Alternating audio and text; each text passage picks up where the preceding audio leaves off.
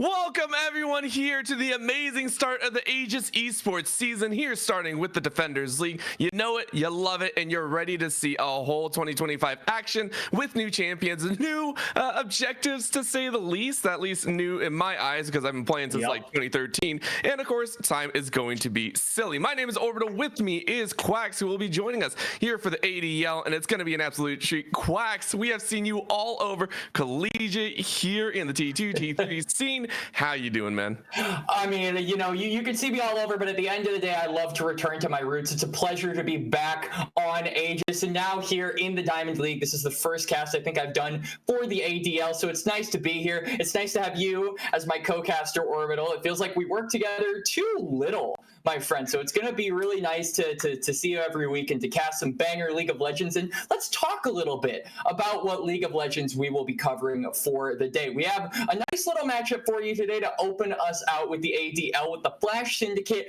versus the XG Wurms. XG Wurms in particular, this is a team that is comprised of 4/5 of a team that was very, very strong in the last split and has made strides to adapt to the new meta. Meanwhile, Flash Syndicate, relatively unknown. I recognize a couple of names in there. Not important in particular is a very important player on that team, and I'm looking forward to seeing how he fares against the original Worm Jones, because as you'll see, we got a couple of Worm Joneses in this series, Orbital, and it kind of grinds my gears a little bit. Yep, let's get those rosters on up. And Orbital, do you want to do the honors of introducing our players? Of course. It's the first time ever that we're going to see Worm Jones take over the entire Rift. It is going to be Worm Jones in the top lane, Worm Jones in the jungle, Worm Jones in the mid, Worm Jones in ADC, and then Worm Jones at support with, of course, Vicaria in that kind of swap out position. I think the Worm Jones is going to be perfectly fine. You got 5 digits that can play all 5 roles, and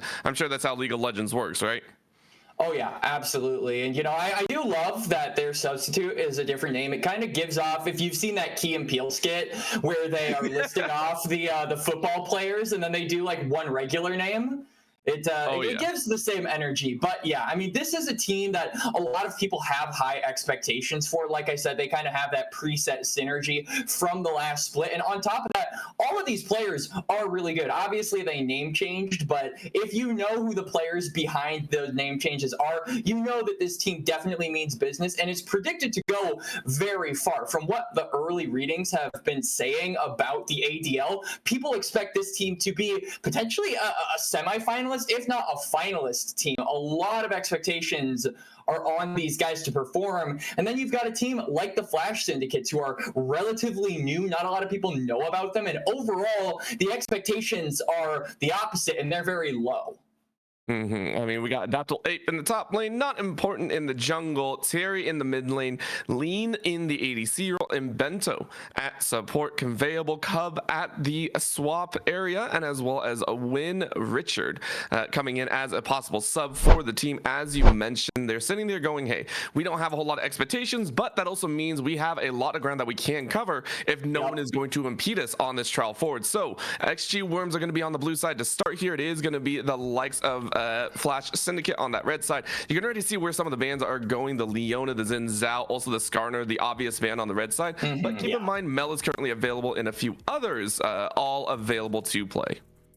Yep, absolutely. So we are going to be seeing relatively normal bans, at least for the red side, right? Taking away a lot of those really high priority B1 picks, the Skarner, the Ambessa, like you mentioned, Orbital. There are still some holes to be patched, though, particularly things like that Jace, although it did get nerfed in the most recent patch of 15.3, is still really strong, is capable of being flexed to multiple different positions. But there are also a few other flexes. Things like the Elise have really taken hold in the support role, and that is flexible, particularly for the Flash Syndicate if they want to, you know, prioritize that early. But we have also been seeing a lot of onus on making sure your support has that counter available. So unless it's a big power pick like that Elise or maybe even Lulu, I don't expect we're going to be seeing it B1 or B2. Now, though, get into the picks, and Worm Jones are on the blue side. So let's see what they go for first. And why am I not surprised, Orbital? I feel like the Leona was the obvious, like, okay, we don't want to deal with this. If you haven't seen the videos, Leona is the true counter to Mel. It is hilarious, to say the least. But of course, heavy target over towards that jungle side. So not important, actually getting a lot of favor in terms of the jungle bans. The J4 as well as Xin Zhao both denied. And there's going to be the victor. So again, great AoE damage. You can almost out CC the Mel at points, or the out damage, I should say, through the shield. But the Amumu might be in for a little bit of a treat if you bandage toss yourself by accident, but that's the same value as Leona. So I like what Flash Syndicate are doing. Yeah, me too. I do think the adaptability of that Leona being banned and then you immediately slamming the Amumu is a really good read coming out from Flash Syndicate. It is also guaranteeing that you seem to be playing for kind of a front-to-back-esque comp, right? So I do like what we're seeing from Flash Syndicate, not really doing anything too fancy. Obviously, they have only picked those first couple of champions, but already kind of playing for that team fight, playing for those level 6 ultimates, definitely the way to go when you are a team kind of punching above your weight class on paper, so to speak. And now Wurms are going to lock in that Nunu and Willop. We've seen a little bit of a resurgence on this champion over the past 6 to 8 months, Orbital, particularly with FlyQuest at Worlds pulling this out against Gen G. We got to see Inspired roll this one up against Canyon, and although they didn't win that game, we saw the capability, right? We see what can happen if you are good at this champion. Guaranteed smites, guaranteed objectives, and a lot of map pressure with that snowball. Not just that, I feel like we're seeing a little bit of less with Dolnes coming out here. I'm sure I said that wrong, because we get the Scion blind in that top lane, and you're starting to see and feel that a lot of these compositions, we're starting to see a lot of that shift in the meta where there is some divergence from a true meta standard. You can try and lean outside of the meta pool that we normally see, but I like the fact that you called out the Nunu. We have seen a resurgence, but the best way to keep out of a Scion, out of a Nunu, even outside of a Mel sometimes, is to have that arcane flash available. Yeah, so I do like this pivot actually from Flash Syndicate. Ordinarily, you would expect them to kind of slam down a counter in the top lane, but they're going to hold that in favor of getting a strong AD carry. So I do like the Ezreal. It is also really good to have a long-range AD carry because you're looking at Nunu and Sion. They're going to be up in your face the entire time. So being able to keep your distance, like you said, with all that mobility, plus the flash, and most likely the barrier in the bot lane as well, just gives you a lot of survivability, and it makes it very difficult for the XG Wurms to actually lock you down. The question is, what are you going to pair in order to give that Ezreal a little bit more peel? Is that a priority for you, or do you want maybe a little bit more damage? Because up front, early game damage really isn't there for the Flash Syndicates at the current moment. They lack a lot of brawling in those inaugural phases of the game. Well, of course, we can see where everyone is tuning into their next steps. As you mentioned, it was a little bit of an offset there in B3 and R3. So, of course, they ban out the appropriate champions, the Ashe as well as the Varus, both taken away. These are great counters to the Ezreal, great lockdown as well. But on XG Wurms' side, they're saying, hey, we don't want to deal with these top lane bullies. With the Cassante, of course, the Mbessa was already taken out in draft phase 1. So what else do you want to ban away? Well, there are some other annoyances in the top lane. I'm Trinmere here and there, but they opt for a support, still denying the denial tool of the Rakan. I kind of like the Ornn here, potentially. I mean, like I said, we're playing a lot for the late game if we are the Flash Syndicates, right? Those ornaments could really help the scaling and just overall interrupt some of the combinations from Nunu and Sion, right? You get a good headbutt charge from the Ornn, or a good pillar, and it interrupts the Sion Q. You get a good Ornn pillar, and it can even block the way of the Sion ult. But they are going to actually, we talked about it, we wanted to see some early game brawling. Here is the premier champion you pick when you are in need of that. It is the Trundle, and I'm going to imagine that's most likely going to be in the top lane. But I will add, Bento is kind of known for pulling out some of these more unorthodox picks in the support role. And granted, this is also the OG pillar, or pillar 1.0, for talking about the stopping tool of using that Sion against themselves. It's the way you do it, but now we get the routing ability of XG Wurms. They're going for a little bit of speed of their own with a Nami pickup, which does lead me to believe that this is going to be an attempt at a hard push in the bottom lane. Whenever you see a Nami, in my opinion, you want to get that full power. You want to get the usage out of the extra damage buff in the early game. I would almost see maybe a Lucian. Granted, I don't know if that's the appropriate pickup here, because you do want that raw power, but with the Nami comes a Lucian most times, often than not. Yeah, but you also do kind of want some of that range. So I may be thinking we'll see something like a Caitlyn potentially. That is an option, but actually, Actually, Wurms tricked us. This is a Mel in the bot lane along with the Nami. It is a Gnar top, and I have to imagine a Scion mid. So a little bit of flexibility coming out here from the XG Wurms. The question is, does it work? And I think Flash Syndicate are kind of having a moment of clarity, a moment of realization, saying, okay, now all of their cards have been revealed. We know where these champions are going. How do we adapt? And it is most likely a top laner going to be picked up because, again, we saw that Trundle or a Mumu could go in the support role orbital, so the Malphite will be the answer. And I really like this, right? We are playing for our level 6s. We are playing for the team fight. We are playing for the late game. No champion in the top lane exemplifies that better than the Rockman himself. So Flash Syndicate playing a very standard front-to-back play on team fights comp, but in these first few weeks, I feel like it is up to you to kind of make it easy on yourself. So ease of execution certainly goes to them. And if they can just unlock the Ezreal, if they can just unlock the Victor and allow them to scale, this is a comp that will significantly outdamage their counterparts later in the game. I mean, you also take a look at the fact that XG Wurms are going to be very upfront and forward with their composition. Outside of the Mel, you know, you're talking about Mini Gnar and Mega Gnar possibly. It's Mega Gnar most of the time. You see the hop in, you need to get the ult down, and then follow up with a Nunu and a Scion. You're playing directly into an Amumu, into the Victor, which we haven't really talked about in that top side. And that is going, or not in the top side, but in R1 position. So XG Wurms realizing that, hey, things might be a little bit dire. So I am looking at that Mel and Nami in the bottom lane to get things rolling. I mean, this is a Mel. We've seen what damage can come out of a Mel that is fully stacked. The execute is annoying as all hell. So for XG Wurms, what do they need to do to really ramp things up at the start? Because as you said, the damage sources might be a little bit rough towards that late game.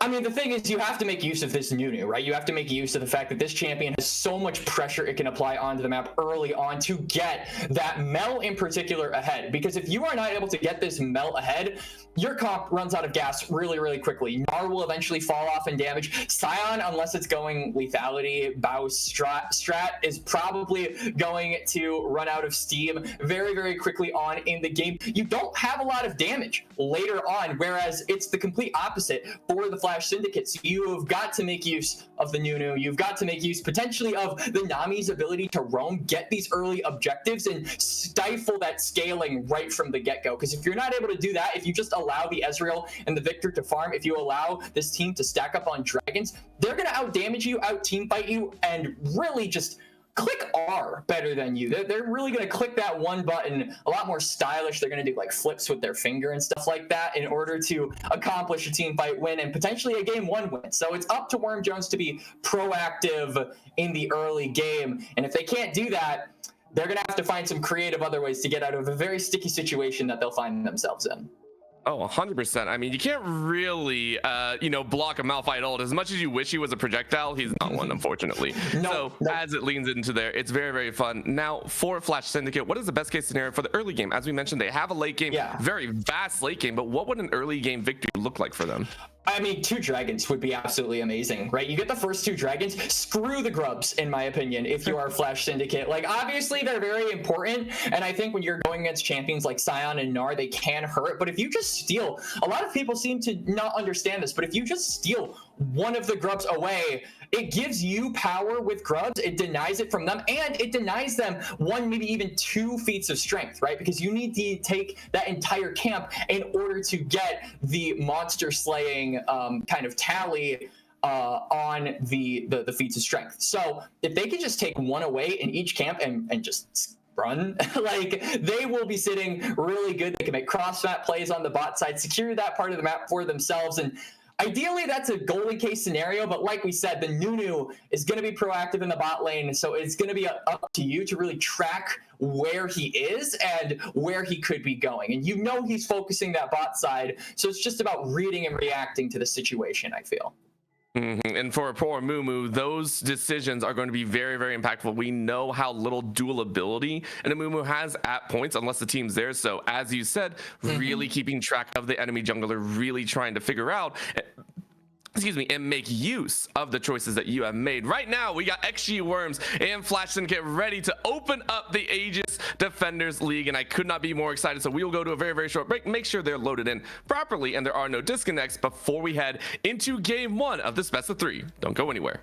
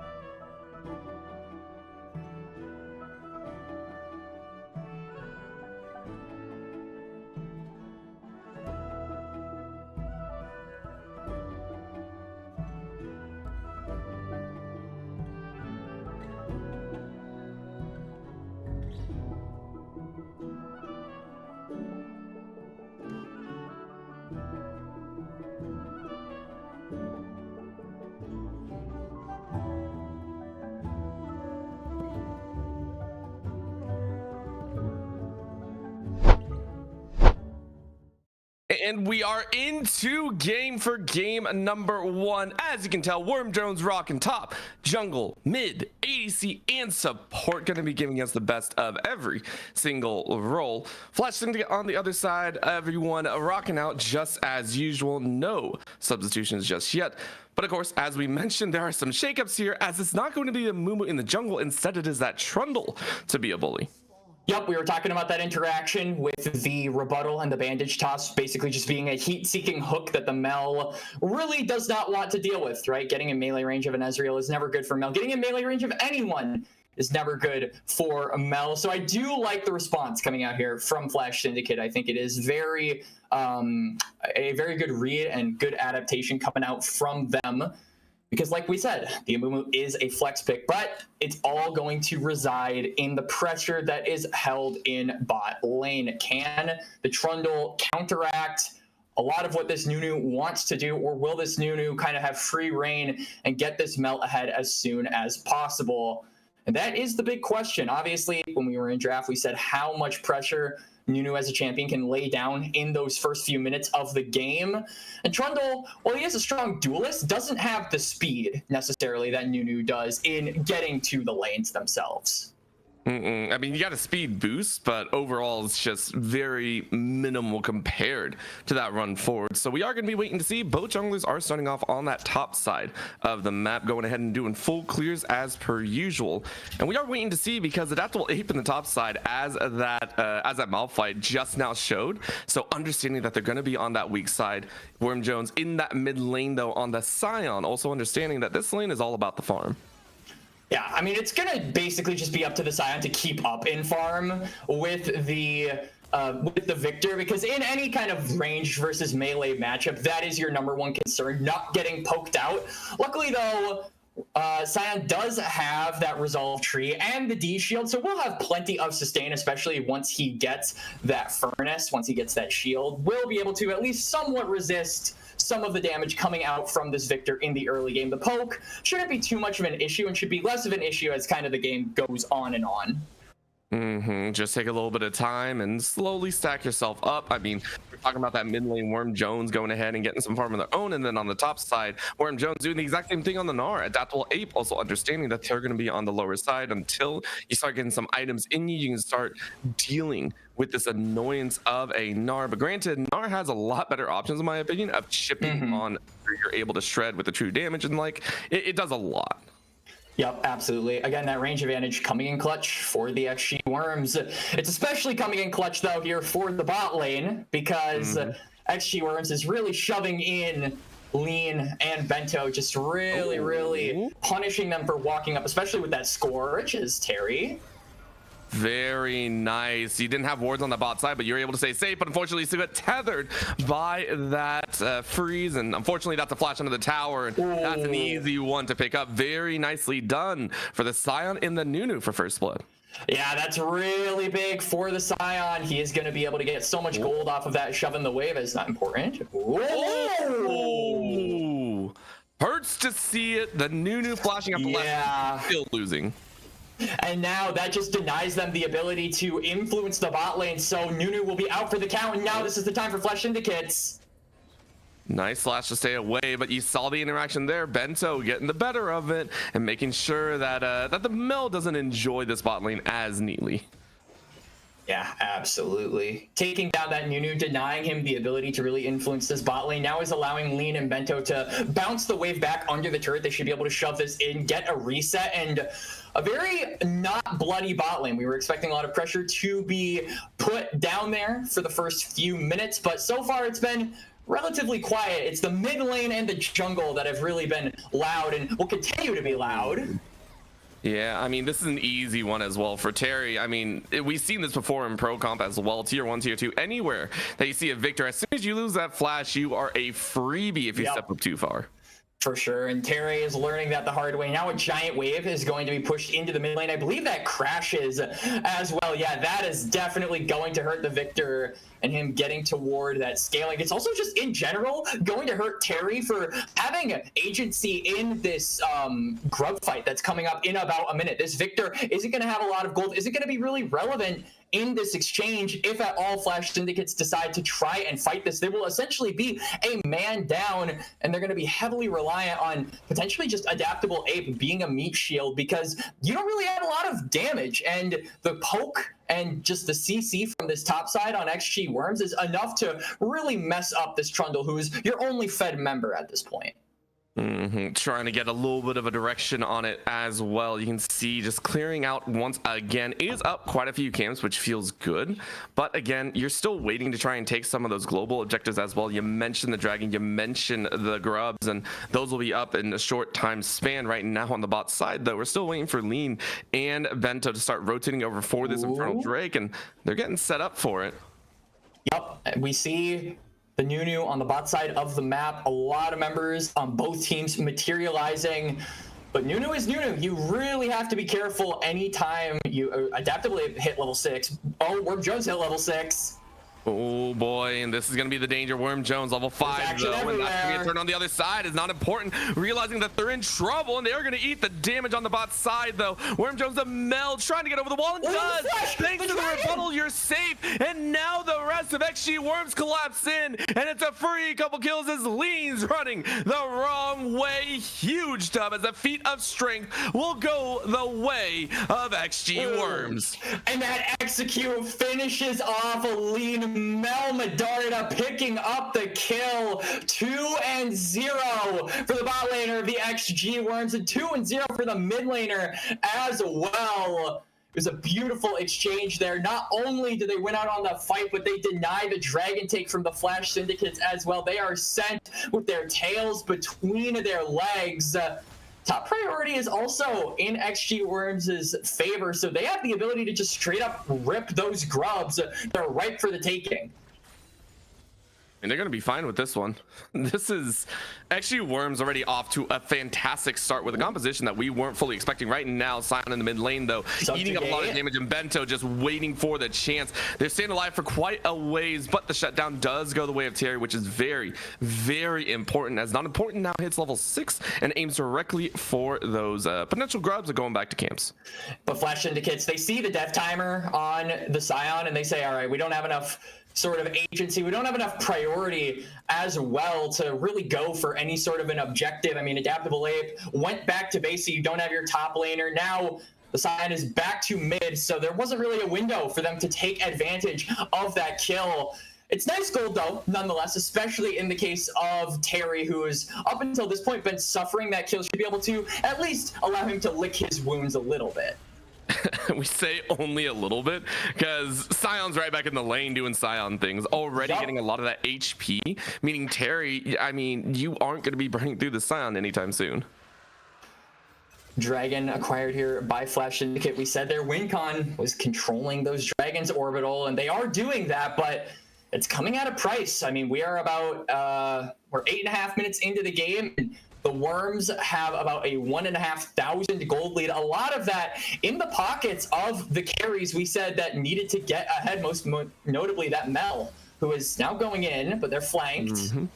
Yeah, this flank option is huge because of this kill threat, and that's Mel getting one. Looking for another, though, as Wurm Jones is trying to run away, but is not able to, and now they can turn on the Mel once again. Does have that brilliance available, and is going to try and slam it down. Does get at the end. So that is the Mel to clean up with a 4-1-1 scoreline. And I mean, it's a shutdown for Not Important. That's a big win there for Flash Syndicates, but the fact that Mel managed to get that last little bit of damage for the execute to apply to the Amumu, absolutely huge there for the XG Wurms, and they definitely got to be happy about that one. And really, I feel like XG Wurms are a lot happier with where this gold is actually going for the Flash Syndicates. I mean, Trundle is such a short-range champion, so susceptible to CC, but not if he puts a pillar up. I mean, the pillar does help out. Bento still only level 5, but enough of the damage. Toss and rocks it. Beautiful job to slow things down in favor of Flash Syndicate as they start evening up the kill score. Yeah, I mean, this Nunu is not very tanky yet, right? He only has a Faded Ashes in inventory, so him going into the middle of 3, I think he grossly underestimated how much damage they would actually do, and he gets a painful reminder as this Nunu is now 0-2. It's starting to feel a little bit rough, but of course, it does feel that XG Wurms still have the proactivity with them. They are still able to make a lot of moves, especially since the fact that Mel is going to start ramping up, already has that Archangel staff stacking 130 on the bank. So, I mean, it's going to be difficult after a while to kill off the Mill, and that'll be a fun one to watch for. But Flash Syndicate starting to get some advantages, and namely, I'm still waiting for the top lane to join in. We haven't seen the Gnar or the Malphite really rock any of our socks off, and for good reason. They're trying to farm up. Yeah. I mean, the Mel, not only is it going to be difficult to kill because of the self-peel that the champion has, but I mean, look at what it's surrounded by, right? I mean, we're talking about the Nunu not being able to deal damage. It doesn't need to do that later on in the game, right? It is a peel bot that buys space for the backline, and so long as he's able to do that, this Mel will be able to rain down literal hellfire onto the side of Flash Syndicate. So, I mean, we're seeing a lot of these trades go the way of Flash Syndicate, but, oh, hang on, this trade might be bad for them. Oh, yes, it is. That's going to be Cursed Sad Mummy. But it's still the execute. The brilliant sears through the opponents as actually Wurms get to. That was a beautiful rebuttal coming out there from the 80 carry of the XG Wurms. He rebutted the Curse of the Sad Mummy, so he didn't take the damage from the ultimate. If that got messed up, that might have been lethal. That might have been a kill going over to Flash Syndicate, as a Flash Syndicate kill might come through still. No. I mean, it's not important. Not important is going to be fine, but that true shot is reflected. You knew it was coming, so now you try and turn it around, and no bubble is going to land, and now it's the wall are going to do work, but no, you flash under the tower. Nice body block coming in from the Nami. Yep, close call, but nonetheless, the Mel persists, gets out, will be able to go for a reset. They almost had the opportunity to turn that. That would have been absolutely sick, but they both live to fight another day. It's teleport, though, coming out from the Mel. Grubs are coming up in a short little while orbital, and now with the reset from Not Important, he has that Titanic Hydra along with those Merc Treads. So this will be a very tough champion in terms of damage, and also very difficult to lock down in CC. It's just, I mean, this is overall a fight for control over the game. We're seeing this in mid-game start to roll out an adaptable ape, realizing that maybe you don't want to be up on this top side, really doesn't want to burn the unstoppable force, but might have to, and is going to try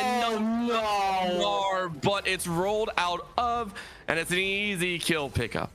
My friend, adaptable ape, you had like 3 options on how to use that ultimate. You could have used it aggressively on the Gnar to start with the snowball. You could have used it to escape, but you chose the worst option, my friend. Now the Malphite goes down. The Grubs will be claimed by XG Wurms. That'll be a full 6 in the hands of champions like Sion and Nunu, both of whom I believe are rocking that demolish. So the tower taking potential and just the pressure you can apply on these lanes is really going to be exemplified tenfold from here on out. I mean, this is just, it's going to continue being an annoyance. I love that CC chain, by the way, but I don't know how easily it's going to be finished off. That's going to be a nice burn. The Blackfire Torch doing the work. Yep. Little bit of a delayed rebuttal there from the Mel. Wasn't able to block the bandage toss, and the CC coming out from the Amumu allowed the long-range arcane, or the long-range mystic shots to come out from Lean, and allows for a second dragon. So we said that this was the best case scenario for Flash Syndicates. I mean, they are only 2,000 gold down. That gold difference has not really moved, and now their scaling is going to start to activate. Well, at least you're able to stay alive, but I do like the fact that you called out the scaling. I was watching Adaptable Ape, who is definitely not on that scaling path just yet. Still waiting to try and stay safe. Does have that the Thorn Mill in bank, which is always nice to have against the likes of the healers like Gnar, likes to try and build up that Triforce. But, of course, the Nunu still trying to farm their camp, but now realizing that they might be in a little bit of trouble. Camp stolen away, Not Important, feels good. Yeah, but it is a little bit of a feels bad moment, I feel, for Adaptable 8, because while having that heal cut is really nice, it does take away from you being able to counter the build, it does deny you the ability to go for some of those magic resist items to counter the Mel, right? The big thorn in Flash Syndicate side, you now have to kind of go back to the drawing board. and really just keep farming. So the Malphite's ability to be relevant in these team fights is still there, right? You still do have your unstoppable force, but the tanky aspect of Malphite is not all there until you get that magic resist item. Well, for right now, it's the Nunu saying maybe I should have taken something like extra boost. That's going to be absolute zero. Throwing out some damage, and with another bubble, it is going to help out. As right now, it's not important. Oh my God, he can't rallied move. upon, and a shutdown goes the way of a one-bop Scion as they steal away the blue buff and carry on their merry way. And you could say all junglers are the same with flashes like that, where early on we had the flash from the Nunu who died the moment after he used it, and we literally just got the same thing from not important. This is why so many people flame the junglers, but it's another kill secured for the XG Wurms. Not really able to do too much about it. They can go for the resets and prepare for this Herald. I don't believe either team has unlocked the feats of strength, so this Herald will be one step closer to both teams being able to make that happen. Yeah, I think they're actually 2 apiece at the current moment with the objectives. Well, 2 grubs and then 2 dragons on both sides. So XG Wurms actually got it. If you take a look at the inventories of the Gnar and the Nami, they were able to pick it up. I believe it was off of kills and global objectives, if I'm not mistaken. So it was very, very well done on their end.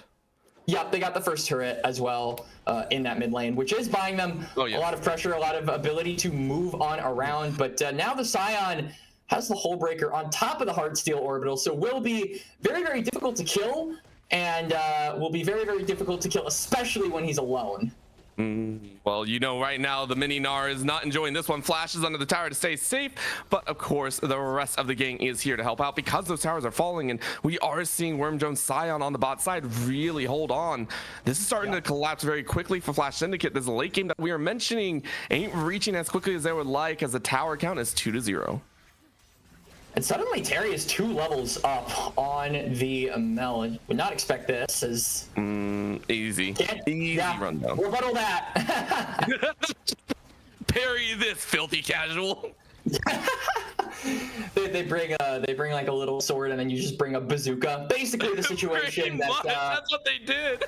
Wormjones found himself in is now Terry might find himself in a bit of a sticky situation, but his teammates are there to back him up. This Herald, the next objective now with that mana advantage, that kill allows them to go for this objective because Wormjones, the Scion, doesn't have teleport, whereas the Lean does. So you could get a numbers advantage that way, but then you would be leaving the tower to the mercy of the Scion with 6 grubs, and now the Scion might be left to some mercy of his own. Well, he's fine. It's actually around this Herald that we're really watching for, as Terry lost out on a lot, doesn't have flash, means the absolute zero is going to rock your socks off. Nice smite to go ahead and contain, but not important. Needs to run away here, as they are going to leave adaptable ape to their lonesome. Not important, though, is going to get chased down. One more rock to the backside. We'll leave it to a 3-0, as XG Wurms say you might have got the Herald, but we got the kills.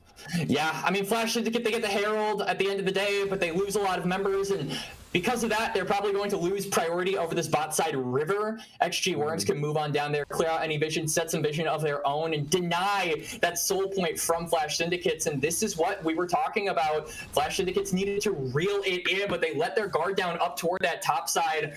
I really think the big killer, though, was sending Bento toward that bot side and to assist Lean and trying to get that Scion. Not only did they not get the Scion, but they commit 2 members, which gives the green light over to XG Wurms to actually fight that, because they have a power advantage, a numbers advantage, and now they're going to be able to transfer all of that toward the bot side river and, like I said, deny the main win con that Flash Syndicates were hoping to get in this game.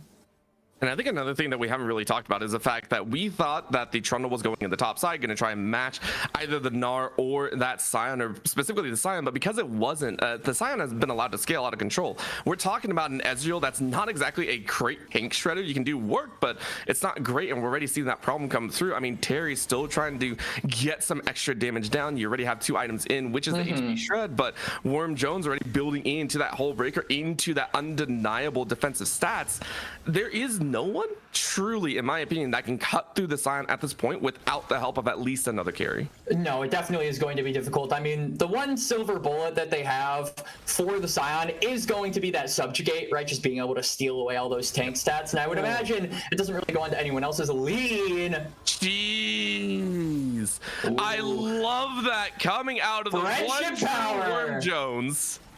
Yep, friendship power ultimate coming out there from Worm Jones to secure the kill right as Otacon spawns, but everyone's on the top side. The Otacon is on the bot side, and Terry might find himself on the wrong side.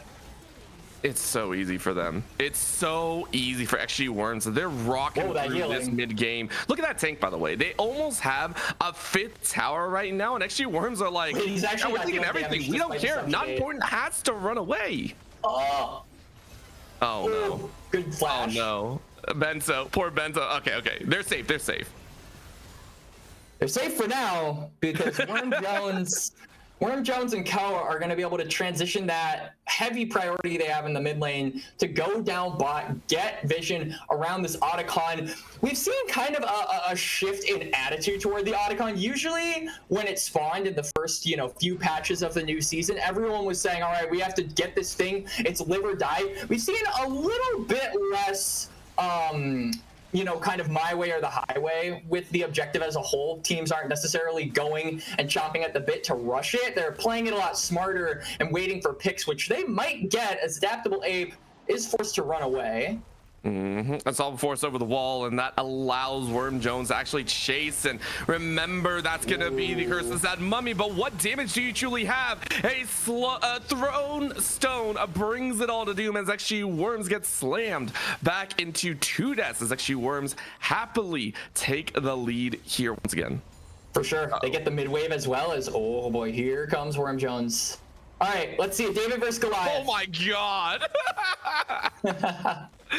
Not important. You're bopped so hard on the head that you just can't do anything. Not important. Runs into the knockup and finally gets the subjugate down. So this should be their death. But no, they TP out. You gotta love it. All the CCUs, which allows a free Otacon take. XG Wurms with the new age tech. That is a Giga Chad move if ever I have seen one. He buys all the pressure for his team on the top side, TPs out, and doesn't elaborate. Absolute insane play coming out there from the mid laner of the XG Wurms. That was an Otacon for free. Flash Syndicates now have nothing on the map that they can take, no advantage that they can grab hold of.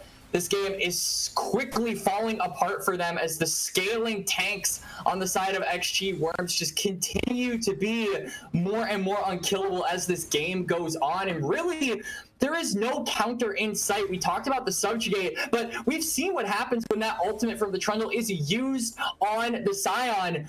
Nothing. Orbital, nothing happens. You are still unkillable if you are Scion in this situation. So if that is not the silver bullet you were hoping for, what is for the Flash Syndicates? Honestly, this is like Kendrick levels of BM right now. This is brutal, by the way. This is the Scion disrespecting literally everyone on Flash Syndicate's way. It is a flash over the wall as you chase the one person that could possibly kill you, and yet the bubble denies all. You are going to be annihilated here. One more chop of the axe as Terry tries to do their best. In the mid lane, we're seeing Worm Jones on this Mel go ahead and carry onwards with the push. Overall, and Execute tries to come out here, and now finally a double force as that's the newness in face turret. I want the kill. I love it as this is also BM in its own capacity. Ain't no way the Nunu lives through this one, as it is going to be the Mel that survives and gets the Execute on top of Adaptable Ape. The two people that shouldn't have survived that exchange. Now Bento wants his revenge, but my friend, you have to walk through fire in order to get there. Oh no! You didn't want that at all.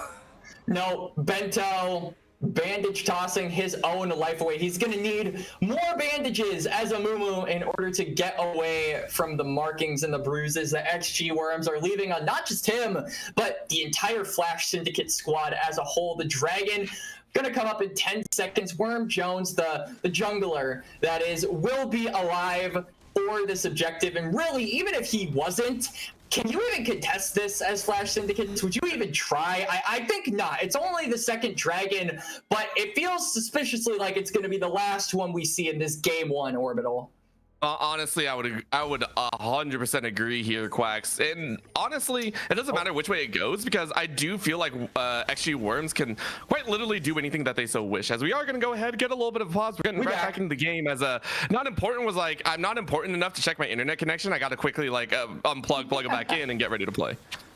Yep. And now he is ready to play. However harrowing the rest of the game might be for the side of Flash Syndicates. This dragon is going to go the way of XG Wurms, right on cue with the Baron as well. One pick, and they're going to be able to turn that. And that pick might come from the snowball. Look at him go. Jeez. And they're going to chase further because they have the Gnar on the far side and then the root. Ain't no way you can flash out of that one. Another tether down as that will be Worm Jones dominating here. And with that, as you said, Baron spawn, but that's only heralding the end here as they're going to press in with 4-1 position. But a nice catch, by the way, by Not Important, able to cut the wave to deny any further push. Yeah, I mean, I like this. He's going to take down the wave, but it does mean that he's forced toward the bot side of the map, the opposite side of the map that the Baron is on. So he finds himself across the sea from where the action is going to be, and I don't think he's really going to be able to do anything about it. This is the Baron that is most prone to getting stolen because of how easy it is to actually access the objective. But I mean, look at the zoning coming out here from the Gnar. There's nothing you can do. This is the security guard, and he is under 21. You are not allowed in this club tonight, my friend. You're not important enough. Oh, you're not on the list there, and unfortunately the list has fully denied you as that will be Baron handed over to XG Wurms. And now with the bulkiest gold lead that we've seen so far, just about 10.1, you get to do whatever the heck you want to do. The entirety of the Flash Syndicate base is open for invitations. Absolutely, and XG Wurms are saying we don't need an invitation because we are the VIPs now at this point in game number one. I mean, hey, they've got Mel Medarda. She's practically royalty. I feel like you just get VIP tickets by knowing her and being part of her club or whatever. True. I mean, that's what happened with Jace in Arcane. He learned it the hard way. But now it's going to be really hard for Flash Syndicates to do anything about this because you've got the teleports, all three lined up for the XG Wurms. They can spread the map as thin as they like, and Flash Syndicates, they need to respond, but they don't have the firepower in order to actually threaten any of the members on these lanes. So you're caught between a rock and a hard place, or, you know, and you've got the rock on your team. So how about that? At this point, the rock is just a marshmallow. I have no other ways to put it. Adaptable Ape is even though you have a Thornmail and Hollow Radiance, it's not doing a dang thing. This is a full-on push. Inhibitor falls as quickly. And once again, Worm Jones, the Scion, has done literally nothing but power farm. 360 stacks on the hard steel, level 17, miles ahead of just about anyone else in this game except for Worm Jones Gnar. That's gonna be a good bandage toss into a Cursed Sad Mummy. This is the one chance. That was a beautiful engage. But where's the damage? You're able to assassinate Worm Jones Mel, but the absolute zero will keep your team safe, and the rest of Flash Syndicate say we tried our absolute best, but the absolute was not, and that will be 3 back for the price of 1. And with Baron empowered minions, it's going to be the finish for XG Wurms. A quick slam into the wall as the Trundle does not enjoy, and honestly the subjugation might be nice, but guess what, the Lumberjack says screw everything else, now I'll help my team. And let's go ahead and get an extra freebie on the board. XG Wurms will go ahead and collect a commanding, a dominating, a stylish game 1. 28.5-minute win for the XG Wurms off of the back of a really, I would say, you know, just protect the president kind of comp, right? Or protect the princess kind of comp, because Mel was kind of like a princess, and it really helped that Mel was ahead right from the get-go, right? We said a lot of that attention needed to be in the bot side. It didn't really matter what happened around the rest of the map so long as that Mel was ahead, and that's exactly what happened, right? I mean, the Nunu was behind in the early game, kind of underestimated the damage that could be done by that Trundle, but the moment this game hits late, the moment that Trundle falls off and the tanky frontliners of the side of XG Wurms can actually peel for their melt, you're never ever going to be able to touch Her Majesty ever again. And that's what happened. So really well executed comp here by XG Wurms. They understood the assignment, and they scored top marks in my books for game number 1. And for Flash Syndicate, they're going to have to go back to the drawing board. They're going to have to find a new strategy because they put a lot of gold on that Trundle, but unfortunately, I feel like that's not the member you wanted all that gold to go to when you're having to deal with 3 meat shields and a long-range poke mage. It was a very, very difficult time for them. You can see on the gold graph as well, just incremental, and then that jump at about 25 minutes. Damage profile wise, though, huge shout out to Terry. Terry tried to do the best they could. Granted, it's padded a little bit. You're going up against one of the, if not the greatest scaling tank out there right now in the Scion, 27,000. But you tried your best, and honestly, I can't wait to see what goes further. Honestly, if you're looking at Flash Syndicate, where would you try and change this in the drafting phase? You mentioned the Trundle a little bit, but was that the only issue out there? Would you rather put the Trundle in the top lane, or what would you like to shake out? I don't really think it was an issue with comp Orbital. I feel like it was just an issue with them kind of dropping the ball right from the get-go. In particular, that mid lane, right? If we're going to mention this, Victor died and used its flash and then immediately pushed up again and died again. So it's plays like that, it's situations like that that Flash Syndicates kind of found themselves in right from the get-go, and ones that they weren't really allowed to recover from. So I think it's just a little bit more about respecting the pressure that champions like new champions like Scion can exert on the map. And if you can do that, take that into next game and draft a comp that I feel like maybe has some more firepower in the early game, you can probably take this game to game 3, because there were some moments I feel where Flash Syndicates could have had this, at least parts of the game, in the bag, but just unfortunately we're not able to take it the full court distance. All right, well, good thoughts come out here, because of course it is going to be Flash Syndicate that have to go back to the drawing board and maybe visit the night market, because they're going to have to buy a whole new slew of options to go ahead and win up, whether it just be the mindset shift or running back with some different champions. Right now, though, we are going to go to a very short break. Before we do, I want to give a big shout out to our sponsor here tonight, Zen Market, making it possible to have this broadcast here for you. So let's go ahead and hear a word from them, and we'll be back for game number 2. 日本にはまだある？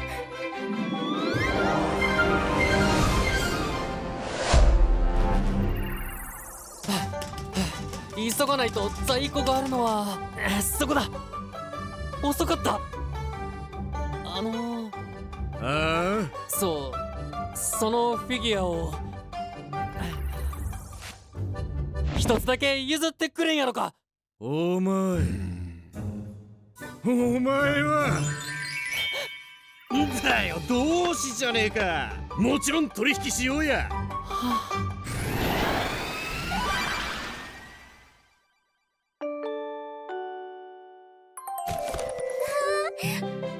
りがとう、全マーケット。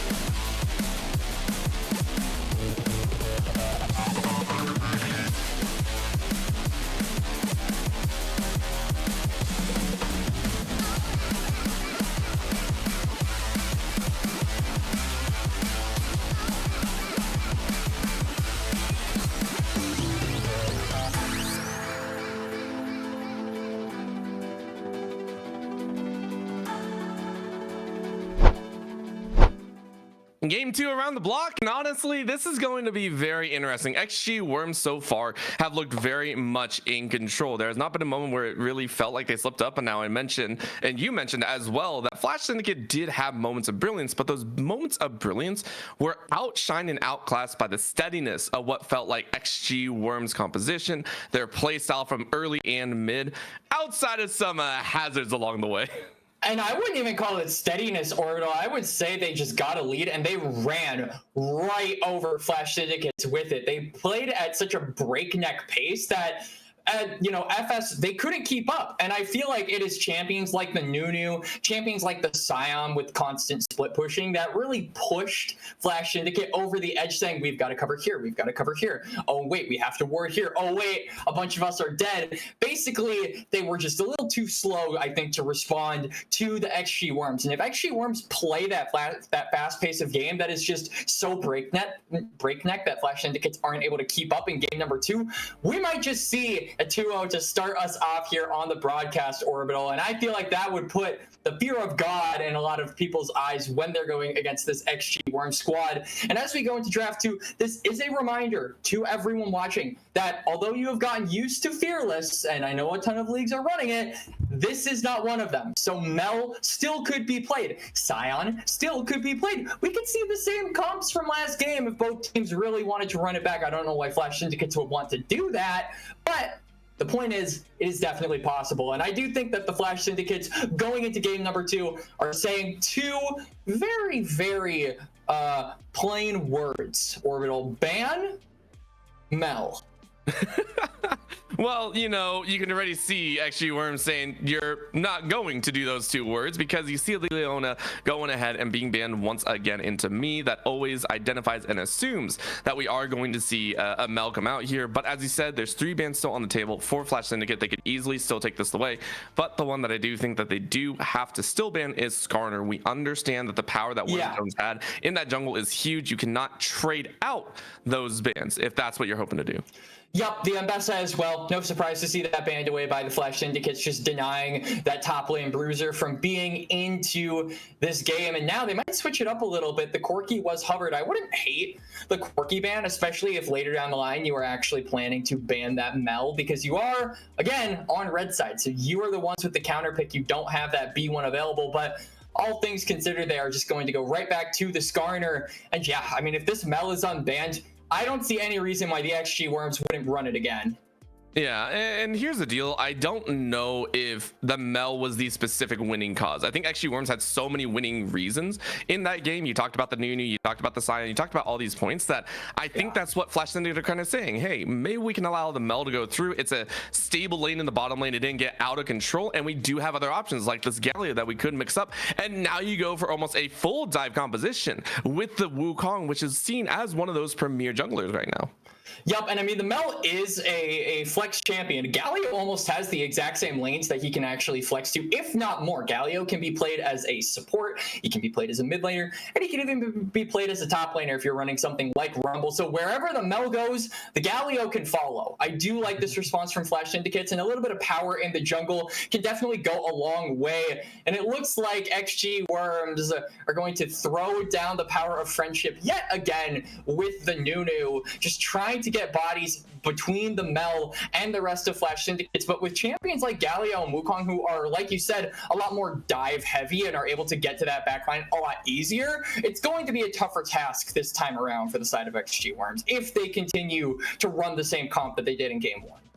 Yeah, and I think that's what they're actually deciding right now. B3 last time was a Scion. It was a very quick snap up, but you know it's got to be a little different. I like the Nami draft instead. You lock in a stable bottom lane. As we said, it wasn't the most overwhelming. It was actually very quiet in terms of the kill threats in the early game specifically, and then it got rowdier towards the mid-game area. So Mel and Nami, not the worst. I would expect Flash Syndicate to try and opt into a bottom lane, at least piece, unless that Galio, for some surprise reason, is going to go down there. There's the Varus.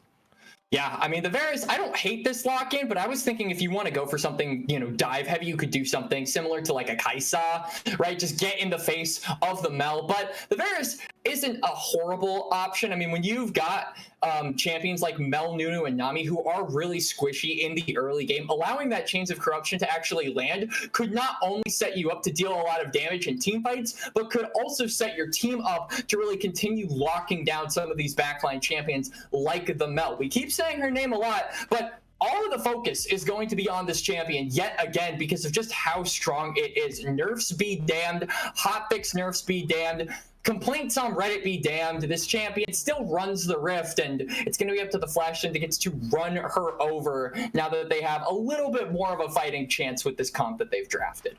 And I like this adjustment. This is what I was talking about. I think the top side of the map was actually a lot more impactful in getting the early to mid game rolling, so they rightfully banned the Gnar. There is not going to be a secret B5 pickup of the Gnar. It's not going to be a silly, or not a silly, but a cheese thrown in there to mix up all the champions there.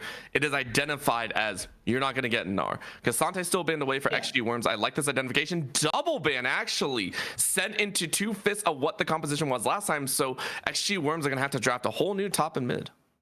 Yeah, Flash Syndicates, based on what they've banned, I feel like maybe something like an Udyr might be possible, right? Just trying to get some of those ranged tanks off the board and not to annoy a champion like Udyr, who is almost purely melee. And it is worth noting, Adaptable Ape is more of a jungler in solo queue, so champions that are also top laners that can be played in the jungle are kind of his thing.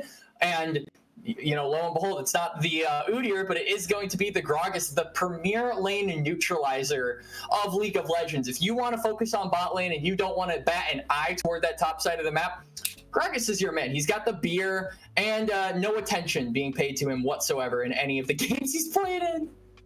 Well, of course, here's the other side. We also talk about the premier, disengager, the lane neutralizer. We also got the premier volleyball player out here because you got Mel on one side, Gragas on the other, and all of a sudden things are going to go wrong. So, we wait and see. But I like this call down. Here's the other side of it. It's still lane bully, a little bit more melee range, but actually Wurm's still going with that same identification. You're not going to get away from trying to get out of this lane situation. The Olaf can be so annoying and frustrating to deal with that Ragnarok ability. Actually, Wurms, though, got to lock in their last pickup here, and honestly they get the pick of the litter. The Gragas and the Galio are both obviously available, and you could run something like another tank. If you want to get silly, go a new Mundo, go silly, get that scaling once again, and just be a giant pain in the backside. You ran it last time and it worked. Why not? No, you go for the heavy DPS of that Yone. Yup.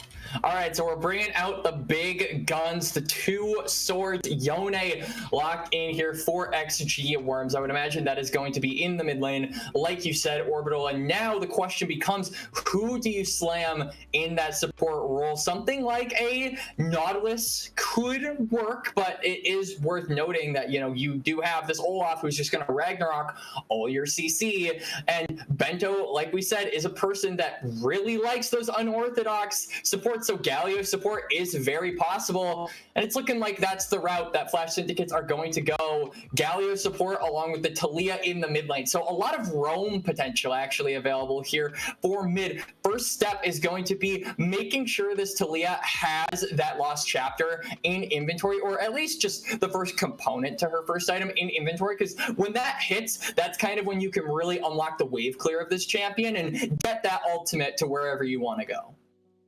And that also puts the Galio in the bot side, still doing the same job as that Amumu or as that Leona, trying to get the knock-up without having to deal with the Mel counter with the rebuttal. So, that mix-up's there. Now, granted, here's another side. If we do see, for some reason, that Talia go to the bottom side, I would find that absolutely hilarious, and it'd be silly. That would be insane. It would be a crazy call. I mean, if you want to get mixed up in there, it could be made, because Flash Syndicate do need a big win here. You have locked in triple AP on one side. Yes, there are some items now that make a lot of the MR shredding a little bit easier, but you're also slightly immobile outside of the Wukong and the Galio and the Gragas. Like, you have a Varus and a Talia. Do you like this more than game number 1 for Flash Syndicate? I do like that you kind of pointed out the immobility of the Flash Syndicate comp, because it certainly is something that I think will affect them in the early game, right? We talked a lot in game 1 about how impactful the Nunu could be early on in the first, 10 minutes of the game. The same kind of applies to here, right? The Talia, ground is not going to work against Nunu. It's not a dash, so the Talia could be ripe for the taking. This is the same situation you find yourself in with the Victor, right? You go down Flash and you you have to play safer. So to me, Flash Syndicate's comp, I actually like it better than what we saw in game number 1. I think the job is the same, but the champions to achieve said job are a lot more effective. It's just, again, paying respects to the Nunu, paying respects to that early game, scaling up, focusing dragons, not fighting when you don't have to. And in the case of this game, when you've got Talia and Galio, working around those global ultimates is going to be key. Playing around that hero's entrance, playing around that Weaver's wall, playing side lanes to allow those ultimates to visit on toward the other, part of the map is going to be priority number 1 for Flash Syndicate. And that means that you get to put, your solo laners, your AD carry in the side lanes where they can get gold. You just got to be patient, I think, if you're Flash Syndicate. Patience is the key. And then for XG Wurms, nothing's changed. All right, let's go ahead and head to a break because we are headed straight into game number 2. Please don't go anywhere. The Aegis Defenders League will be back in a bit.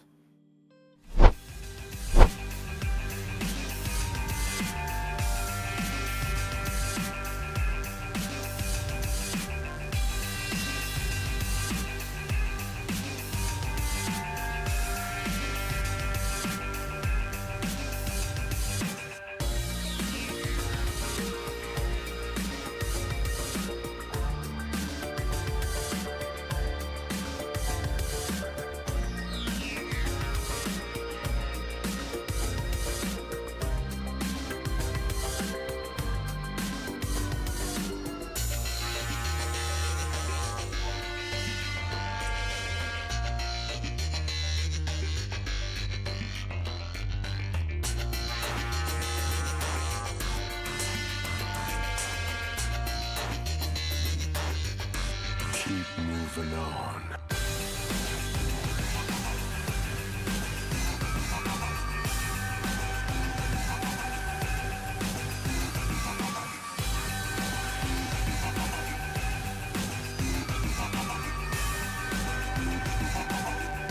Keep moving on.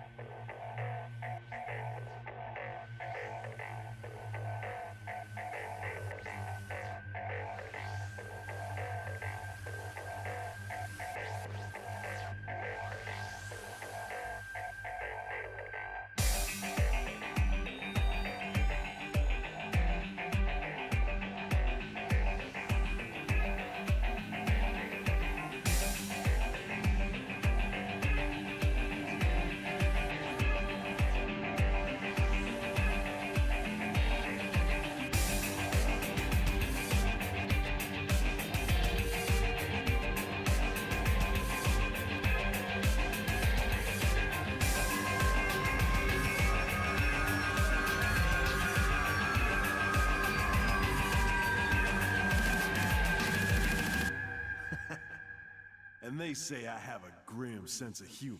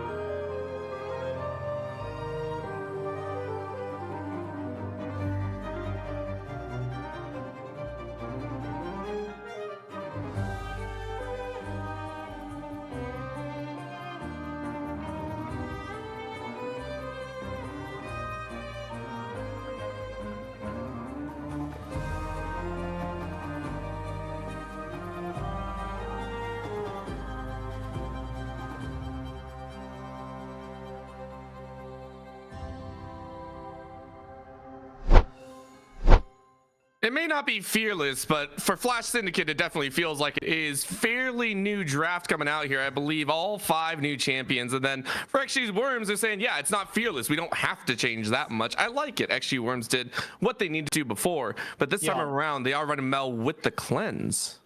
And I do definitely think that there was a bit of a switch up in style here for the XG Wurms. Last game, it was definitely, you know, get a shield for your backline and make sure that you hold it up to protect them. This time around, instead of going for defense and allowing the Mel to be the offense, they are straight up fighting fire with a fire. The Yone and the Olaf are hoping that they will draw enough attention on themselves that no one is going to be focusing the Mel rather than them just buddying up around the bot laner for the XG Wurms. So it's a different strategy, but it's a lot more aggressive. So I am expecting this Nunu in particular, along with this Olaf and Yone, this top side should be very aggressive right from the get-go. That's what we're hoping to see, as right now we are taking a few moments to make sure that the Nami is in the water, fresh and safe, making sure they're not cut up in sashimi just yet. So, you know, gotta give them their dues before we even get to the 1.5-minute mark. Got an orbital sushi reference. Ladies and gentlemen, I only do one a week, or else someone's gonna yell at me. You know what? If it helps, I will allow you to do 2 a week, and I won't yell at you. Hey, I have gotten word that I've been hard muted by a few people because of it, so it's like, you know, I'll take it. I mean, hey man, I'm a sushi lover as well. Oh, so good. Yeah, it's oh yeah. And Flash Syndicate are hoping to get some sushi for themselves, as they are going to just try and be really up in the face of this Nami and this Mel, right? That is the goal. Level 3 hits, Galio gets his whole combo, Lean is going to follow up, has the Flash and the Ghost, so that tells you one thing. We are looking to be the aggressors in this lane. Oh, wow. And actually, it's the Nami and the Mel that realized that maybe they didn't get as much as they would like out of there. Yes, granted, Worm Jones Nami is running heal behind, so you have an extra line of safety for yourselves, but still, eating that much damage early means Bento and Lean can look for a little bit of an early chance, which they actually did. Bullied out the Mel and Nami at the level 2 break. Yep, really good recognition of just getting that level 2 power spike and allowing you to walk on up, deny potentially some camps away from the Mel and apply pressure toward that bot lane. It also is worth noting that Worm Jones is not pathing directly toward the bot side, right? He started with his red, he went toward his Raptors, and now he's going for the Grubs. So he is looking to be aggressive on the other side of the map, really just hoping that this Nami and Mel can turtle until he is down there. So it's going to be up to them to play it safe. Meanwhile, Worm Jones is not safe. Wow. Wow. I don't think any of us was really expecting that, unless you're watching the HP bars, because the Olaf has now lost both Flash and Ghost. Devastation for XG Wurms. Yeah, that is awful. When you are a champion that does not run teleport and you get solo killed in the early phases of the game against a champion that does have teleport, that completely screws over your tempo for the next few minutes. So now this Olaf is going to be sitting and basically not going to have any kind of kill threat onto the Gragas, so it removes an entire aspect of the map that Flash Syndicate need to worry about for roughly the next 5 minutes. Now Not Important can essentially camp down on the bot side of the map, camp down on that bot side river, and really apply pressure to those other lanes other than top lane, simply because of that solo kill.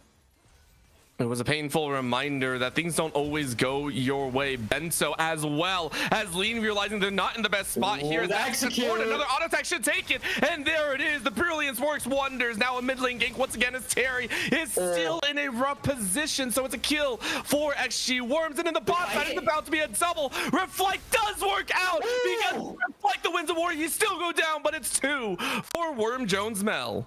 Worm Jones Mel again, they win out in the bot lane exchange. It's an additional kill there for XG Wurms, so they get the feat of warfare 4.5 minutes into game number 2. They were the first to 3 kills, and just like last game, Orbital, that gold is exactly where you want it to be. 1 kill going over toward that Yone, the other 2 going over toward that Mel. Sure, your top lane is in a little bit of a rough scenario, but now those weights have been significantly lifted off of this Olaf shoulder, knowing that the rest of the map is in good hands. And honestly, if you're Olaf at this point, immediate recognition of just farm. That's your entire job right now. You're up a little bit so you can maintain, what is it, like half a wave to a wave state length. That's perfectly good. Don't get crazy. Don't let the Gragas become a powerhouse as well. So far, XG Wurms looking good with what they want to do. Dragon is on the table now. In about 45 seconds, we're going to see the Grubs as well. And now we're seeing some challenges. As we mentioned, top side is where it's going to be at. But there is no flash. And remember, a Gragas without a flash as well means you're pretty immobile. Nice kill granted back to the Olaf. Adaptable Ape, though, still has the teleport available, so we'll be able to rejoin that side of the map. But now, presence of the Nunu in the top lane, the green light for Bento, and they get a little bit of a chunk out on the Nami. But like you said, that Dragon is up. Those Grubs are about to be up in about 15 seconds time. So I'm interested to see what the teams are thinking here in taking those neutrals. Oh. Okay, rebuttal is the dumbest skill, and that's coming from a mid laner. Oh my God. On top, the fact that you can auto reflect in a projectile directly back at the caster is the most broken part about that. Because of that reflect, Mel didn't have to worry about poking out lean right there, allowing for a quick kill on Bento. It is ridiculous. And now that kill on Bento allows the XG Wurms bot side to get priority on that side of the map and basically nullifies the chance of going for that dragon. So sure, it doesn't look like this Nunu is going to be able to finish. Oh boy, flash. Oh, and a nice block basically by Worm Jones Yone, being able to say, hey, I got my junglers back. Yep. So they interrupt the grub take for the time being. It looks like Worm Jones Nunu isn't afraid to just go right back on the objective, though. I think they are under the impression that Not Important is currently on the dragon. So I was going to say earlier that, hang on, Ragnarok popped. I think Worm Jones Olaf was hoping to buffer through the belly slam, but unfortunately you mistimed it, so it isn't going to really work out the way that you wanted. Dragon still, though, taken by Flash Syndicate, so they're going to be pretty happy about that. With the Grubs going down, everyone kind of gets what they want. And it is worth noting that, you know, kind of that side lane threat that the Scion posed in game number 1 isn't really present here in this match. Sure, the Grubs are nice to have, but having kind of a 1-3-1-4-1 split is not as threatening as it was in that first match. This time around, it definitely is going to be more onus on the teams to win out in those team fights and scale up. So the Dragon is certainly going to help Flash Syndicates a lot in that department. And for XG Wurms, that idea, the information gathered that you talked about, the Mel and the Nami and the bot side in game number 1 is actually shifted now. It is looking at the bot side with the Yone on top, as Terry is just lost in the sauce, just trying to farm up because you know that you're not getting much else. I love the fact that we are seeing the swing back. This Mel Nami is drawing attention. You're at 60 CS, you're at 3 kills up, and that's allowing the Yone in the mid lane to have a lot of freedom in this 1v1, as even Not Important, unfortunately, DC there, so wasn't able to pull off any sort of gank. Oh, yeah, but he's right back into it. Wasn't able to pull off a gank in the bot side, but I don't really think it mattered. Both Worm Jones kind of sniffed out that there was going to be something happening from the jungler of Flash Syndicate, so they rightfully back on away. Really good awareness from them. But man, I mean, going back to that mid lane, this has not been a very pleasant series for Terry. 0-2 start for both matches on champions that require you to have not necessarily an explosive early game, but one where you aren't significantly put behind. And unfortunately for him, that has been the case in this series as of now. So if he can find a way back into this game as the Talia, it certainly would be nice. But just with the coverage champions like Olaf and you know, as we've seen Mel provide for themselves, the roaming is going to be very difficult unless you have those health bars already low. Well, that roam right now is also looking a little bit dire, as Worm Jones Mel realizing they're not in the right spot. Piercing arrow could come through, and you do have that rebuttal, but here comes the arrow from the side, and it's easy pickup. Line them up like Robin Hood. Lean stealing the kill on the bot side, their first of the game. Really good patience there from Lean. He saves the piercing arrow until after the rebuttal is used, and Worm Jones was just taken down too low. He had to use that defensively, so they forced it out of him, and they immediately got that execute. It was right between the eyes, like you said, Orbital. Good kill will allow them to probably steal away a plate on that bot side, but there's action up toward this top side, but not anymore. The Gragas special hits the top side of XG Wurms. It's just Again, I do feel that Worm Jones Olaf is just chilling at this point. You're not really worried about too much. Yeah, he's just a chill guy. Maintaining. Yeah, you're maintaining. That's all you want, because again, the rest of your lanes are doing quite well right now. In mid lane, the Yone is still having a lot of fun with that mix-up. Currently has about a wave and a half up on their lane opponents. So Terry not only down a couple kills, but the CS and the XP is going to slowly, work its way out of control. Not important. Bento though, trying to collapse in on Worm Jones. Nunu actually, as that's an easy one for them. Beautiful roam coming out there by Bento, and still has that hero's entrance. They're going to take control of the top side of the map, and this is especially good timing because, I mean, look at the bot side. There's nothing to threaten Lean with. You can completely ward up this side of the map, and now you can potentially even threaten the Fed Yone. The threat's a little bit rough because, I mean, this might happen. I love the fact that you immediately turn around and it's like, ha, I win. Yep, I've got the soul unbound. Checkmate, mortals. But it is only just going to buy them some time. Really, you got to pay attention to the prio on the middle lane. Lean being able to chunk out Worm Jones, though, is absolutely huge. Azuki manages to land that piercing arrow.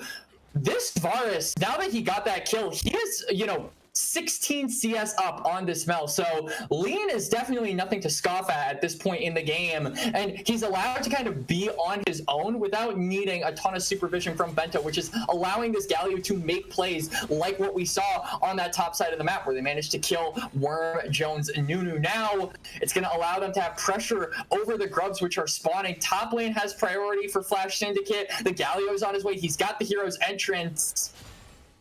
Oh, are they going to find it, though? That is going to be a very, very nice pass, but I think you're just dead. There ain't no way to say, but on the bot side, that's a 1v2 position, by the way. You mentioned the Varus having value, and Lean is showing so.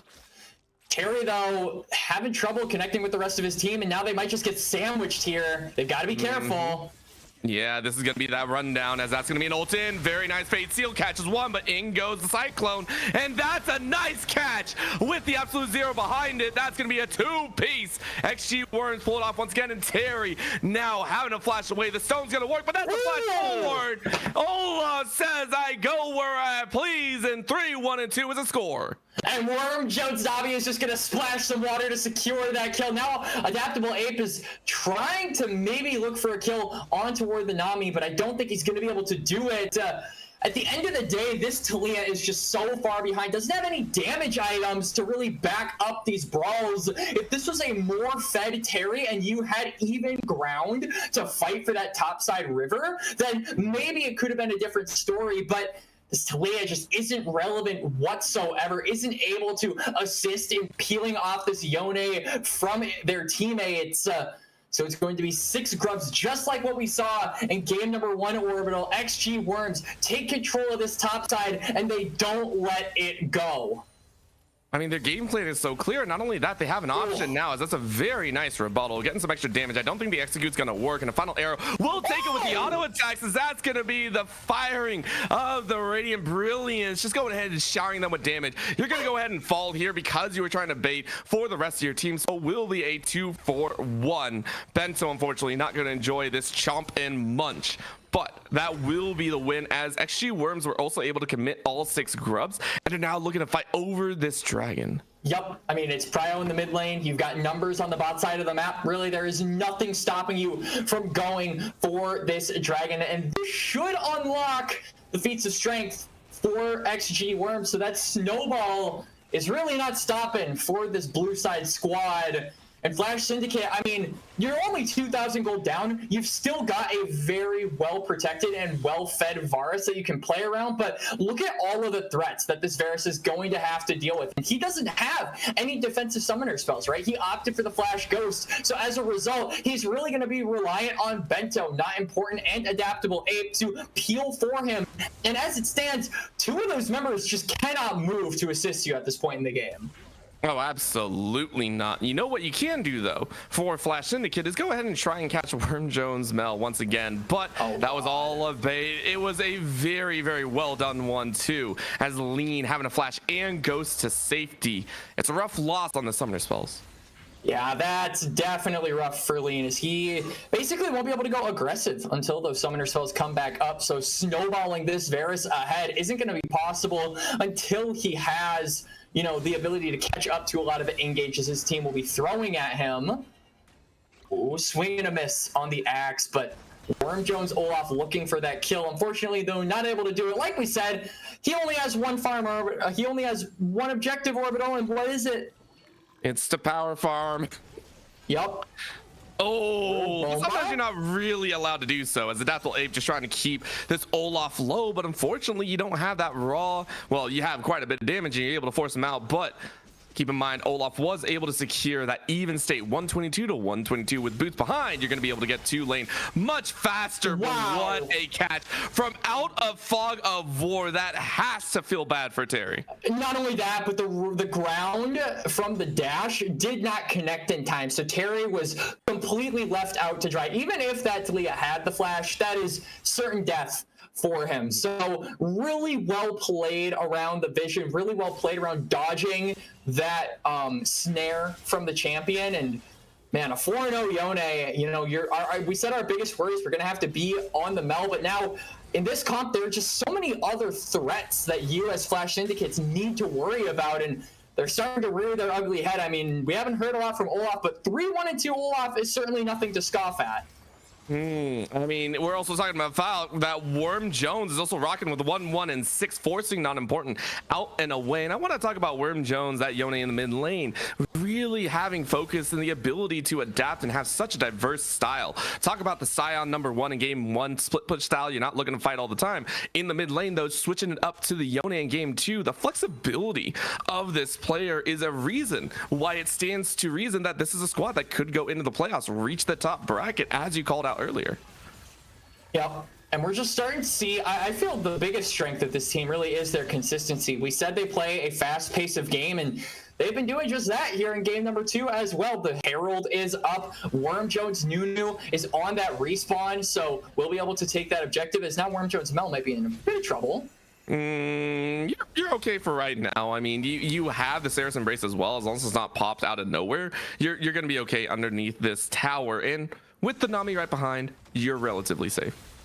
Yep. All the members of Flash Syndicates are on that bot side, so it gives the green light over to Worm Jones Nunu to start up this Herald. The big question, though, is where are they thinking about putting this? Because no turret has been taken here yet in game #2. We're 17 minutes in, and there are some that are low, particularly around that mid lane, but none have fallen. Oh my gosh. My God. It's happening again. Doesn't get the stab down, though, as this time Terry is able to stay alive, but still, the fact that the Yone is allowed to do that pretty much on repeat is such a difficult one to have that I wouldn't even be surprised if we see that Herald drop mid, enable that Yone to roam out.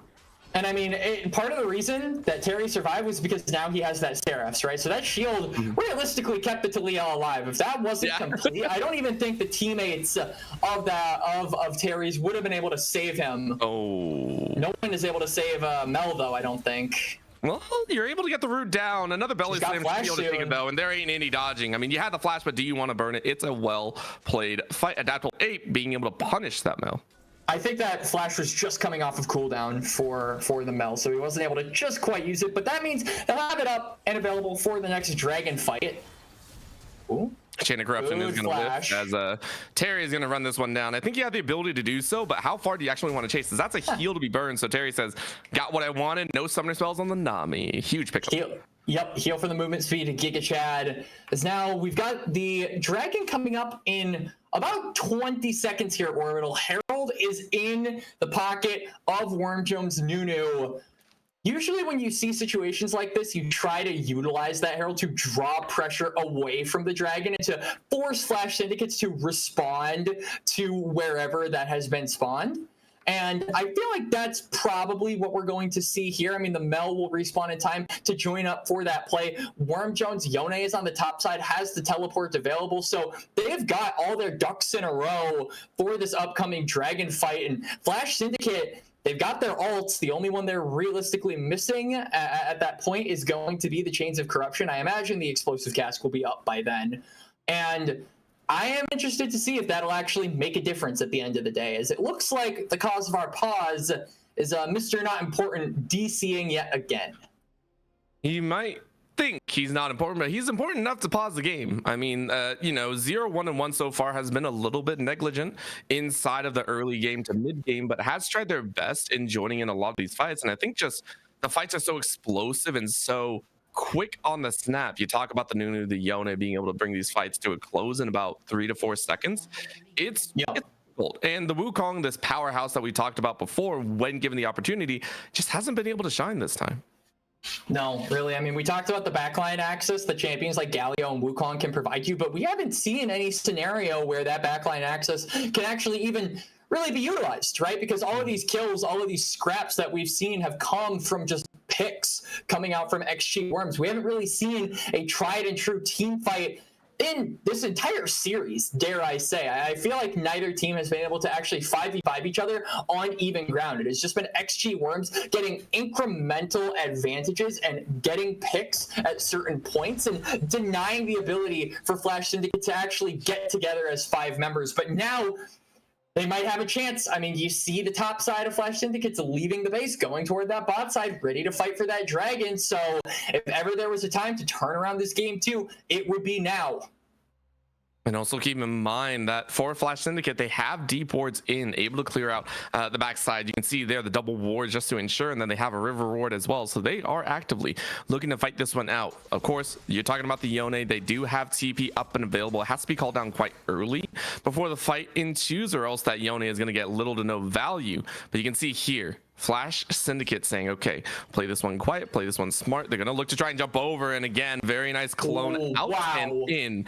Very, very heads up play. You knew when you saw the Gragas, I think, turning, that you're like, yeah, we don't want to deal with this. But they are going to trade a dragon over for a top side. As remember, the Yone hasn't left. So this is a hefty challenge, as this is going to be a little bit of a run in. They're just dancing to deny and slow down the dragon take even further. It's finally taken. There's the TP.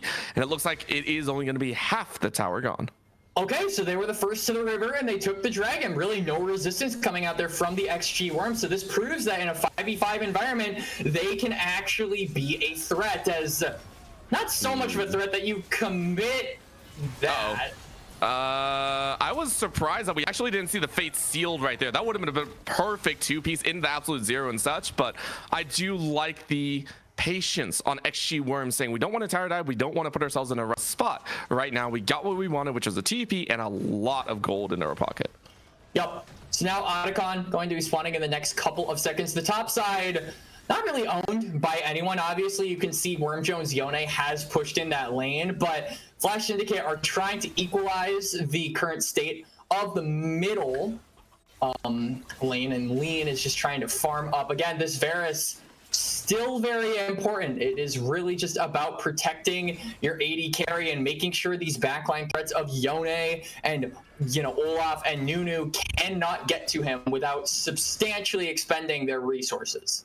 And that's why we're watching this Galio Bento actually go for a full move speed style. Take a look at this. Zero optimization for the Mel. Straight up, I want to catch. And this is normally something that you would see from a team that is actively on the proactive end, that is actively looking to chase down. I'm not sure if it's really going to work out here. Bento has not optimized for safety, for the ability to stay alive. And it's a very gamble heavy style. I feel like it is I'm looking for a catch, whether you like it or not, and I'm going to sacrifice my life to do it. And realistically, I mean, Bento isn't going to be able to find many catches at this point in the game. We're 21 minutes in. Teams are starting to group up and, put pressure as a unit rather than just individual pieces on the board. So looking for picks becomes a lot more difficult. And I feel like that definitely will not play into Flash Syndicate's favor when you've got champions like the Talia who can utilize that ultimate to reinforce your teammates when they have found said picks. Now it's really going to just be about rotating and making sure that you have control of the waves. And so far, neither team has really committed substantial resources, as Terry, for the 9,322nd time, gets found by that fate sealed, but he manages to stay alive. That Seraph shield coming in clutch yet again. And having a little extra as well with the mask, you get a little bit of extra HP behind it. It feels good for Terry to stay alive. That's another chain of corruption, though. Rebutted into your face, and there's the execute. It's that simple. Hashtag skilled 2.0. That was very unfortunate from Lean. Now they're going to be able to push down this mid turret, gain control of that side of the map. Not important is on the bot side, so that opens up the ability to go for the Otacon. I mean, no. Okay, good flash over the wall to keep him dead because you have to get something for that bot side play because you're losing mid very, very quickly. That's going to be a quick snap off that tower, and you trade a nice shutdown, which I think was not handed over to Terry. So instead, it's just going to be a nice kill handed to not important, but still tower and the game starting to open up for XG Wurms. Yep, so they take 2 towers in the mid lane. They're going to transition this up toward the top side. They're going to gain control of this side of the map. This is where the Otacon is. Worm Jones Yone also has to teleport, so he can join up with his team if they choose to rip that objective. They have every right to do so. I really feel like Flash Syndicates are in no position to stop them, but they're playing the game controlled. They're not letting their ego get in their way, and they are just waiting for the Flash Syndicates to mess up. The moment they find a pick similar to game 1, it's right back to the objectives, right back to breakneck pace that this team loves to play at. I mean, I'm surprised that they're not matching up to that kill a minute style. And again, it is because Flash Syndicate have played a little bit smarter. They haven't allowed those opportunities, but it is going to be the Otacon taken here. XG Wurms going to collect that one, hopefully in time for the Dragon that'll be spawning shortly. And honestly, Flash Syndicate, this Ocean Soul could be the savior for them if they're allowed to pick it up. Being able to stay alive through a lot of that early burst and a lot of that rundown, it would actually allow you to contend with the Olaf, with the Mel, with the Yone to some extent. So Flash Syndicate trying to prep very early on. But now it's going to be a little bit difficult for them to actually fight through the force of XG Wurms with this new and improved Vodacon. I will say that the Vodacon did get nerfed, right? So the moment you die, it takes about 15 seconds for you to respawn. So there is a window where Flash Syndicates can realistically get a pick, turn onto that Baron, and actually make these kills mean something. It's not like before where they instantly get revived. They have an opportunity to go for this Dragon, but the problem is they haven't really set up vision. Now XG Wurms are on the bot side of the map and have complete control over the river. And that's just what we got to watch for, as right now that is going to be a non-chance. As Daptle Abe's like, oh crap, now he's pissed. Axe misses though. That's a flash in, and now a catch on the bot side as well. As we're seeing everyone try and dance it out, you were able to get a couple of those ultimates, but a very nice catch in from not important. You're able to burn that one Otacon off of Worm Jones Olaf, but it's a 4-piece combo for XG Wurms as they head straight towards that Dragon and are going to secure it very quickly. Yup, so they're going to deny the soul point yet again in this game. It's the second time. Annoying. Oh, come on, Lean. It worked. Fool me once, shame on you. Fool me twice, shame on me, my friend. That was the most blatant again, by the way. That was... You knew it was coming. We saw that like 5 minutes earlier. Oh my lord. And the Varus is the win con for this team, and he's just throwing himself at them. It's tilting me, Orbital. What do I do?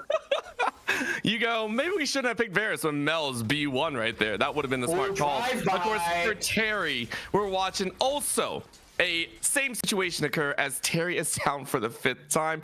I can't even blame Terry at this point. You picked, I can blame you for the pickup, but this is just bullying from XG Wurms as they are now splitting the map up like pros, burning that flash and cask out of Adaptable Ape, and Worm Jones even chasing in for a little bit of fun as this is now a 3v2. Absolute Zero is up and is going to be used to try and secure a little bit of extra damage here, and they root not important.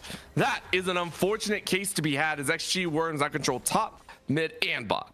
And now Flash Syndicates, they lose their jungler. All the members of XG Wurms are alive. They're going to immediately pivot on toward that Baron, continue pushing this game in their favor. And Flash Syndicate's 2 members down pretty much, and really no way to access that objective.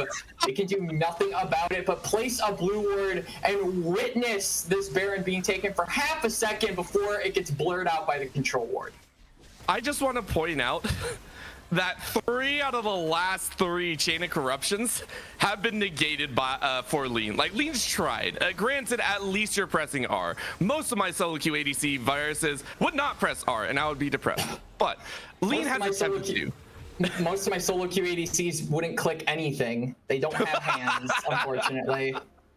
This is how we play League. We blame everyone else. But I just want to point out, even Yone has the right timing down to deny that chain of corruption. So at this point, Lean's options are getting a little bit lean, to say the least. Yep, they're getting a little bit thin because not only do you not have, items to actually deal damage to some of these frontliners on XG Wurms, you just straight up don't have the peel to be able to get a Yone, a Nunu, an Olaf off of you, right? There just isn't enough space to be bought from your teammates that they can actually save you from the top side of XG Wurms charging straight at you as the Varus. So yes, you have Flash, yes, you have Ghost, but depending on where the next fight takes place, I feel like it's not going to matter, especially now with Baron. This is the time for XG Wurms to continue constricting the win conditions from FS and pushing this game further to its breaking point. I mean, we're reaching that cusp of about 10K that they had last time. And as soon as they hit 10K, it felt like all hell broke loose. It felt like they could do whatever they wanted to. I mean, we're seeing Worm Jones, jungle, who'd opted into the Magi Soul Sealer, sitting after upgrading that Dark Seal, is now optimizing into that Magic Resist just to ensure that Terry and the rest of the team aren't going to do anything. But finally, Lean is able to hit the one champion that doesn't have any sort of reflectability. And that will be the absolute zero to try and bring some more damage. But it's enough time to buy time for the Yone, who is able to snap up some extra damage, so it will be the Nunu to actually stay alive. Yep, no casualties as of yet. XG Wurms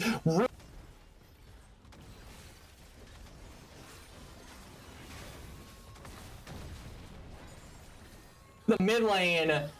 The question is, can they transition this anywhere else? They might be a little bit out of gas, not wanting to push their luck. The bot wave is pushing.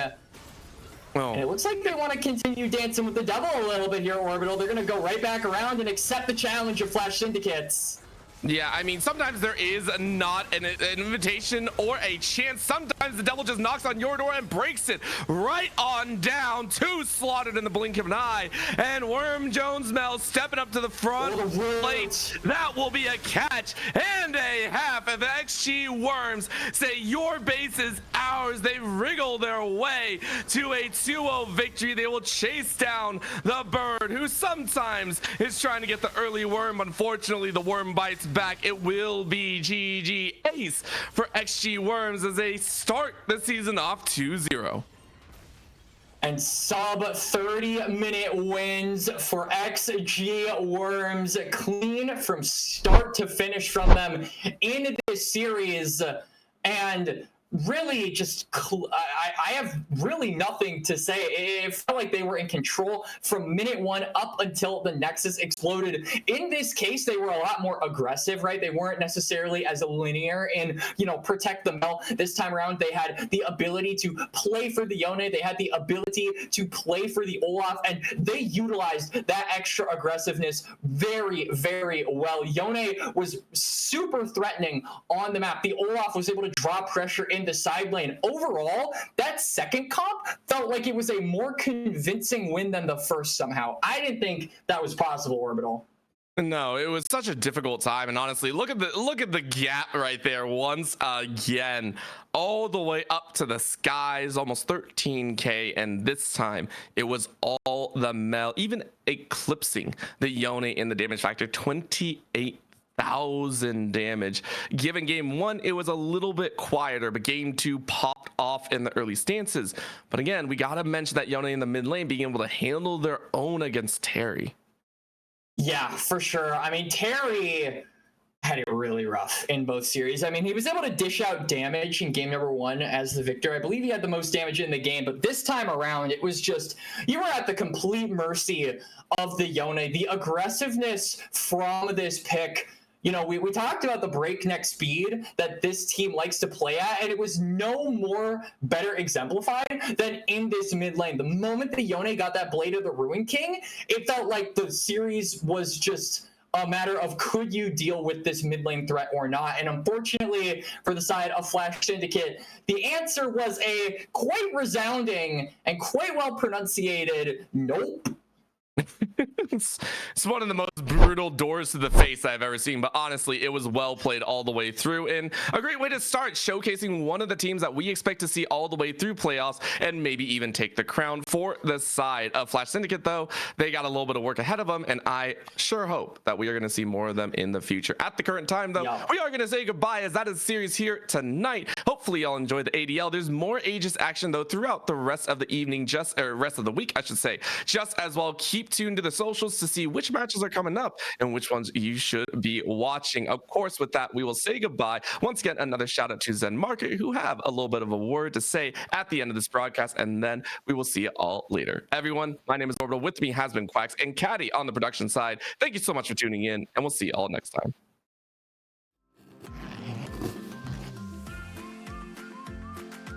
Zen Market. Zen Market. Zen Market. Zen Market. Zen Market. Zen Market. ありがとうございます。ありがとうございます。ありがとうございます。